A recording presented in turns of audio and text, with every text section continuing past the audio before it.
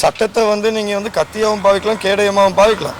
இங்கே வந்து ஒரு சார்பாக நடக்கிறதுல எந்த விதமான அர்த்தமும் கிடையாது. ஜனநாயகம் தான் தோக்குமே தவிர, மக்கள் தான் தோப்பாங்களே தவிர, உண்மைக்கும் இவங்க செய்ய வேண்டிய வேலையை இவங்க செய்ய மாட்டேங்கிறாங்கன்னு நான் எடுத்து சொல்லியிருந்தோம். ரெண்டாவது விஷயம், ஜனாதிபதி அனுரகுமார திசாநாயக்க வந்து சொல்லியிருக்காரு, நாங்கள் வந்து எங்களோட கட்சி ஜெயிக்கிற ஆசனங்களுக்கு மட்டும்தான் நிதி ஒதுக்கீடு செய்வோமே தவிர மற்ற இதெல்லாம் யோசிச்சு பார்ப்போம். இந்த மாதிரி லஞ்சம் கொடுத்து தான் வாக்கு எடுக்கணும்னா அப்படின்னா அரசாங்கத்தோட நிலப்பாட்டு என்னன்னு இன்னைக்கு மக்களுக்கே தெரியும். ஒவ்வொரு இடத்துலையும் இன்னும் எதிர்கட்சி தலைவர்னு நினச்சிக்கிட்டு ஜனாதிபதி அவர்கள் போய் பேசுறதை ஒரு இடத்துல கைத்தட்டி மக்கள் பார்க்குறாங்களோ அவங்க தான் பாவம். முதலாவதாக தேர்தல் ஆணைக்குழு வந்து இப்போ இன்னைக்கு ஒரு கலந்துரையாடல் ஏற்படுத்தியிருக்காங்க. அதாவது கட்சி செயலாளர்களுக்கும் தேர்தல் ஆணைக்குழுக்கும் தேர்தல் சம்பந்தம். முதல் விஷயம், இது வந்து பண்ணியிருக்கணும் எப்போனா தேர்தல் அறிவிக்கும் போது.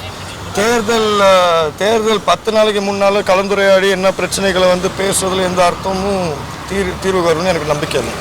ரெண்டாவது, நாங்கள் வந்து ஏற்கனவே சொல்லியிருந்தோம், நிராகரிக்கப்பட்ட சபைகள் வந்து நாங்கள் நீதிமன்றத்தின் ஊடாக திருப்பி எடுப்போம்னு சொன்ன மாதிரி சில சபைகள் எடுத்திருக்கோம். ஆனால் சில சபைகள் பிரச்சனையாக இருந்திருக்கு. அதையும் நாங்கள் வந்து தேர்தல் ஆணையாளர்கிட்ட எடுத்து சொல்லியிருக்கோம். சட்டத்தை வந்து நீங்கள் வந்து கத்தியாகவும் பாவிக்கலாம், கேடயமாகவும் பாவிக்கலாம். இங்கே வந்து ஒரு சார்பாக நடக்கிறதுல எந்த விதமான அர்த்தமும் கிடையாது. ஜனநாயகம் தான் தோக்குமே தவிர, மக்கள் தான் தோப்பாங்களே தவிர, உண்மைக்கும் இவங்க செய்ய வேண்டிய வேலையை இவங்க செய்ய மாட்டேங்கிறாங்கன்னு நான் எடுத்து சொல்லியிருந்தோம். அது மட்டும் இல்லாமல் இன்னொரு விஷயமும் இருக்குது. நாங்கள் வந்து நான் ஒரே ஒரு கேள்வி தான் கேட்டேன். எங்களுக்கு வந்து மஸ்கேலியா நிராகரிக்கப்பட்டுச்சு. அப்போ நான் வந்து கேட்டிருந்தேன், எதுக்கு நிராகரிக்கப்பட்டுச்சுன்னு. இல்லை, அங்கீகரிக்கப்பட்ட நபர் வேட்புமனு தாக்கல் செய்யாதனால இன்னொரு நபர் செஞ்சனால நிராகரிக்கப்பட்டுச்சு.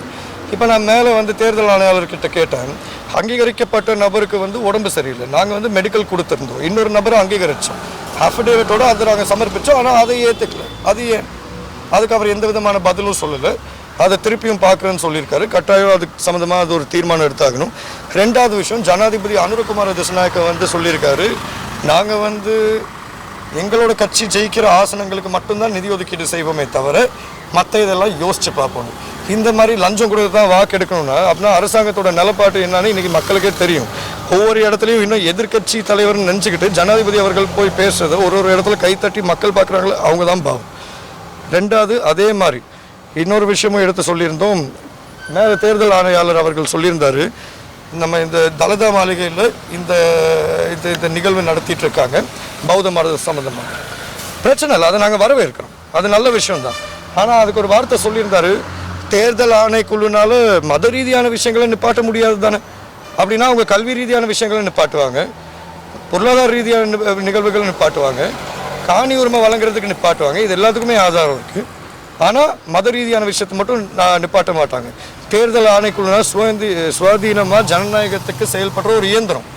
ஆனால் உண்மைக்கும் இது வந்து ஒரு வருத்தத்துக்குரிய வேதனைக்குரிய விஷயம் தான். அதுதான் ஏனைய அரசியல் கட்சிகள் மேலே முன் வச்சுட்ருக்காங்க.